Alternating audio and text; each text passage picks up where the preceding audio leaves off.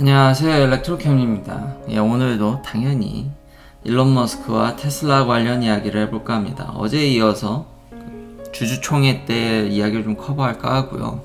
그리고 신기하게 몇몇 분들이 에자일 시스템에 대해서 질문을 많이 하시고 이렇게 오프라인적으로도 궁금하시다고 얘기하신 분들이 있어서, 근데 사실 제가 그렇게 궁금하지 않았던 이유는 제 채널이니까요. 개인 채널이니까 아무래도 구독자님 의견들도 중요하지만 저도 알아보고 싶어 하는 게 있어야겠죠.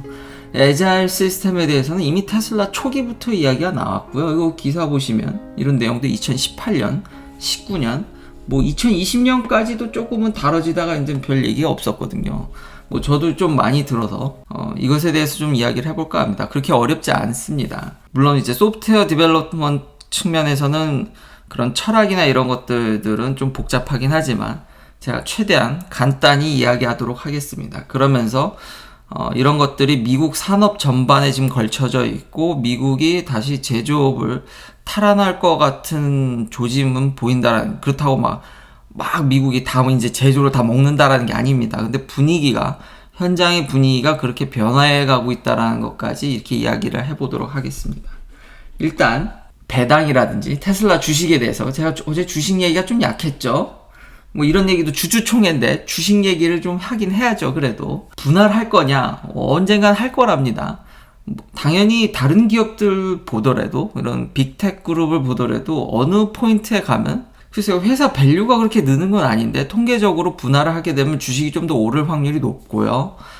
좀 더 작은 소규모의 개인 투자자들을 유치할 수 있다라든지. 근데 사실 요즘은 프랙셔널로 스탁을 살 수 있는 마당에, 근데 지원이 안 되는 브로커리지가 있긴 하지만 무슨 의미가 있는지는 잘 모르겠지만, 아까 말한 대로 아직 지원이 안 되는 데도 있긴 하니까 나름의 의미가 있다곤 하지만, 그리고 신기하게 어쨌든 주당 가격이 내려가면은 분할로 인해서요. 그러면 또 주식이 오르니까, 그리고 적지 않은 회사들이 그렇게 하니까요.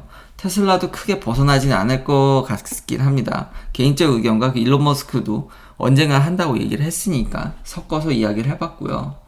그리고 배당 줄 거냐, 애매하게 얘기는 했는데 거의 90% 이상의 확률로 줄 생각이 없어 보입니다. 왜냐면 일론 머스크가 이런 얘기를 했는데요. 그리고 다시 이걸 들어도 이게 음향이, 근데 그냥 이거를 테슬라 지금 본 그 유튜브 채널에, 테슬라 회사 유튜브 채널에 그냥 이 상태로, 이러면 음향 사고라든지 이런 얘기를 할 텐데, 그냥 음향이 낮은 상태로도 이게 그냥 유튜브에 계속 올라와 있는데, 참 오늘 에자일 시스템 때문에 이런 것도 참 와닿긴 합니다. 정말 주먹구구긴 한데 별 그렇게 크게 신경 쓰는 것 같진 않습니다. 여튼 배당은 없습니다. 아까 일론 머스크가 얘기했듯이 인터널리 투자하는 게 메마르지 않을 것 같다랍니다. 그러니까 not running out이라고 하니까 끊이지 않게 재투자를 하셔야 되기 때문에 배당은 거의 안 줄 것 같습니다. 그렇지만 회사의 발전에 다 쓰이는 거니까 그게 결국 주식을 밀어 올리는데 기여하니까 크게 영향이 있을까 싶기도 합니다. 애플도 그랬죠. 애플도 상당 기간 오랫동안 배당을 안 하다가 어느 정도 완숙기에 가면은 이제 좀 셋업이 되면 배당을 하는데, 일론 머스크의 스케일상 그게 올까? 본인도 그렇게 얘기했듯이 진짜 재투자하기 바쁘기시기 때문에 거의 그러기는 쉽지 않을 것 같습니다. 자, 그러면 테슬라 이런 생산 방식인 에자일, 그리고 이런 것들은 개념은 이런 아주 쉽게 찾아볼 수 있습니다. 도처에 널려 있습니다. 간단하게 아주 직설적으로 얘기하면 여러 가지 모듈화로 해서 소프트웨어 방식으로 해서 그런 설명보다는 한 줄로 요약하면은 그냥 주먹구구입니다. 그냥 그때그때 대응해서 만들겠다는 겁니다. 팀도 그냥 필요에 따라서 막 만들고, 그냥 굉장히 조직을 유연하게 하겠다라는 겁니다. 부품이 저게 더 싸고 그거 싸서 빨리 낍시다, 이런 식으로 간다라는 거죠. 이게 답니다. 별로 어렵지 않죠. 그런 철학으로 이제 하겠다라는 겁니다. 근데 대부분의 스타트업들이 이런 식으로 합니다. 왜냐면 뭐가 어떻게 될지 모르니까요. 그러니까 상황에 유연하게 대처를 하기 때문에 조직이나 디벨롭먼트나 다 이게 유연하게 가질 수밖에 없죠. 그리고 특히 좀 더 확실한 비유로는 소프트웨어 개발 쪽에서는 이런 개념들이 확고히 자리 잡혔습니다. 왜냐하면 여러분들의 아이폰, 안드로이드, 삼성, 뭐가 됐든지 간에 업데이트 주기적으로 되죠. 그 능동적으로 늘 대처해야 되는 부분이 생긴 겁니다. 소프트웨어가 계속 업데이트가 되려면 체계적이 아니죠. 그때그때 시장이라든지 기술, 그리고 소비자들의 반응에 따라서 해야 되기 때문에 이게 철학으로 이제 자리 잡은 거죠.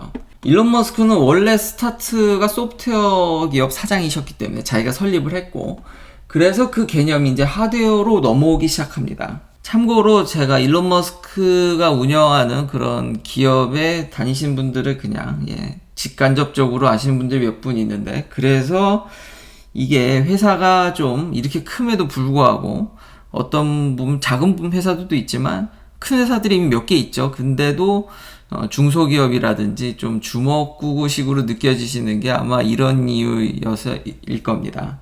여전히 일론 머스크는 이런 식으로 경영을 합니다. 근데 이걸 이제 하드웨어에 갖고 온 거죠. 이게 될까라고 저는 생각을 했습니다. 이게 왜냐하면 전통적으로 하드웨어는 어느 정도 안정성, 수율이라는 것들을 가져가기 때문에 이게 테슬라가 언제까지 이런 식으로 가진 않겠지. 이제 어느 정도 이제 세틀 다운하고 스테블라이즈가 되면, 공장을 이렇게 안정적으로 운영하게 되면 좀 체계를 바꾸지 않을까 싶었는데, 그냥 이 회사는 그냥 계속 이렇게, 이게 그냥 모토입니다. 애자일 시스템은 이런 위기에, 그러니까 변화에 강하지만 단점도 당연히 존재를 합니다. 그러니까 비효율성과, 당연히 이거를 같은 작업을 반복해서 안전하게 가져가야지 에러율도 떨어지고 가격도 더 낮출 수 있고 그런 면들이 있습니다. 그래서 전통의 자동차 회사들이 그거를 이제 적용을 안 한 거죠. 이것에 대해서 기존의 자동차 회사들이 연구를 안 한 게 아닙니다. 오래전부터 소프트웨어적인 마인드를 이제 가져와 보려고 했는데, 그렇게 되면 마감도 안 좋아지고, 그러니까 이 회사는 적당한 마감으로 상당수 오래 가겠다라는 얘기입니다. 또 그렇기 때문에 그런 문제들이 있어서 이제 기존 내연기관들이 안 했는데, 일론 머스크는 이걸 계속 밀어붙이는 거죠. 여기에 이제 신의 한 수가, 기술이 좀 더 발전하다 보니까 3D 프린터라든지 그런 것들이 이제 뒷받침이 되면서 어느 정도 능동 대응이 된다라든지 로봇이라든지 이 생산 시스템에 어느 정도의 그런 플렉시빌리티, 유연성이 이제 가미가 되면서 이게 이제 가기 시작하는 거죠. 기존의 이제 내연기관을 떠나서 제조에 있어서 금형이라든지 기존 이런 셋업을 하는데 굉장히 돈이 많이 듭니다. 그러니까 기존에 이런 걸 만들어놓은 잘 꾸려놓은 공장들을 사실은 사골까지 우려 먹어야 되기 때문에, 돌리면 돌릴 때마다 이득이기 때문에 이미 감가상각이 끝났지 않습니까? 그러니까 기존의 기업들은 이런 애자일 시스템을 가기가, 자기가 이제 버려야 될 게 많은 거죠. 이건 자동차 회사에 국한된 게 아닙니다. 그렇지만 저는 한편으로는 소비자로서 그래도 뭔가 이런 마감이라든지, 저도 그런 거를 신경을 안 쓰는 게 아닙니다. 그런 것들이 있기 때문에 좀 걸리는 면들이 있었는데, 이제 기가프레스라든지 3D 프린터 이런 것들이 이제 뒷받침되면서, 그래서 테슬라가 3D 프린터에 이제 관심이 있다라는 거죠. 그러니까 능동적으로 안정적으로 금형을 막 찍어낼 수 있는 이런 것들이 뒷받침되니까 이게 안정적으로 이 회사가 가게 되더라고요. 그러니까 기술력이 이런 애자일 시스템을 좀 더 효용성 있게 도와줬다라고 생각이 됩니다. 그렇지만 다시 한번 단점이 없는 게 아닙니다.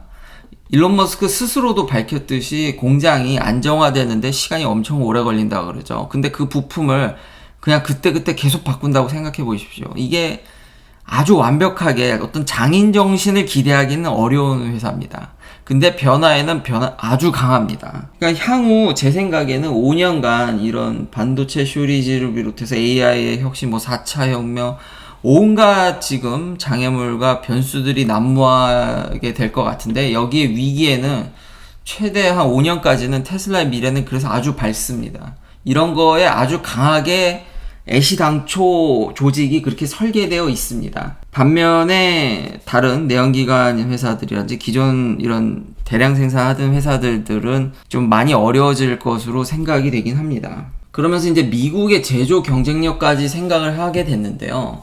이게 네이처 인덱스입니다. 이런 연구 쪽에서의 저널들, 이런 것들을 이제 노멀라이즈해서 인덱스화 한 건데요. 여기 쉐어를 보면 이게 인공지능에 대한 기술적 평가도 일단 논문 정도 평가겠죠. 아리클 평가도 뭐 여러 가지 이제 어느 정도 네이처에서 낸 거니까요. 근데 이 점수를 보면은 2015년부터 2019년까지 미국이 무려 5,000점이 넘습니다. 이제 그때 2위가 영국인데 1,000점이 안 되죠. 여기 보시면 일본은 300입니다. 한국도 있습니다. 내려가면 한국은 100점대입니다. 그 정도로 미국이 소프트 파워가 굉장히 강합니다. 이런 소프트웨어 쪽 파워가. 그럼 최근은 어떠냐? 중국이 지금 맹추격을 하고 있지만 여전히 리딩하는 거는 미국입니다. 근데 미국이 다 잘하진 않죠. 사실 예전에 제 경험을 보면은 공부가 끝나고 이런 소프트웨어적인 측면에서는 미국에 남아야 되고 제조적인 측면에선 집단성 이렇게 공장들이 일사불란하게 움직이고 중국을 필두로 한 동아시아 국가들이 제조가 굉장히 강하죠. 그래서 미국의 제조는 끝났다라는 얘기를 제가 굉장히 많이 들었습니다. 반면에 앞으로 미국을 먹여 살리는 것들은 AI라든지 이런 프로그램, 소프트웨어적인 파워가 굉장히 크기 때문에 하드웨어적인 측면에서는 이제 미국은 끝났다는 얘기를 굉장히 많이 들었거든요. 저도 그런 줄 알았는데 근데 전 본의 아니게 어떻게 이렇게 미국에 남게 됐는데 그런 것들은 이미 2015년부터 이런 논문 자료들이나 통계들을 보면 알 수 있었는데 이게 변화가 시작이 되니까 지금 이런 전기차나 테슬라를 필두로 요 사업에만 국한된 게 아니라 다른 사업에도 전반적으로 반도체도 그렇고 여러 가지 지금 일어나는 일들이 변화가 이제 막 시작되려고 하다 보니까 이런 애자일 시스템이 더 각광을 받게 된다라는 거죠. 테슬라가 유독 이제 스팟라이트를 받고 관심을 받아서 이런 것들에 하이라이트 되는 부분들이 있는데 지금 미국이 전반적으로 제조에 있어서 그 탈환이, 그러니까 리쇼어링이죠. 이제 라이쇼어링이기도 한데 그 배경에는 뭐 정부의 지원도 있지만 지금 변화를 하려는데 이런 유연한 조직이라든지 이런 구조 자체가 이 변화 파곡에 아이러니하게 도움을 많이 준다라는 거죠. 그러니까 제 어렸을 적 기억은 미국은 굉장히 변화도 없고 경직된 사회였거든요. 기술적인 측면에서는 더더욱이 그랬고 오히려 한국을 가면 한국이 너무 빠르게 변해서 역시 한국이 정말 급속도로 발전한다 그러고 뭐 중국도 그렇고 뭐 동아시아 국가들이 다 그렇죠. 그랬는데 지금 아이러니하게 이런 4차 혁명이나 이런 변화에 있어서 지금 미국이 이런 거에 더 능동적으로 대응이 된다라는 게 원래 이런 소프트웨어 AI 기반을 통해서 원래 이게 강했으니까요. 근데 제조를 잃어버린다 그랬는데 그렇게 잃어버릴 거 최소 그렇게 잃어버릴 것 같지는 않다라는 게 결론이 되겠습니다. 대부분 테슬라뿐만 아니라 다른 사업의 조직들도 이런 형태를 미국은 어느 정도 갖추고 있기 때문에 현재의 지위를 잃지는 않겠다. 중국이 맹추격은 해오지만 그렇다고 해서 리딩하는 위치를 상당 부분 앞으로도 유지할 것 같다라는 생각이 듭니다. 긴 영상 시청해주셔서 감사합니다. 내일도 테슬라 관련 이야기들로 찾아뵙겠습니다.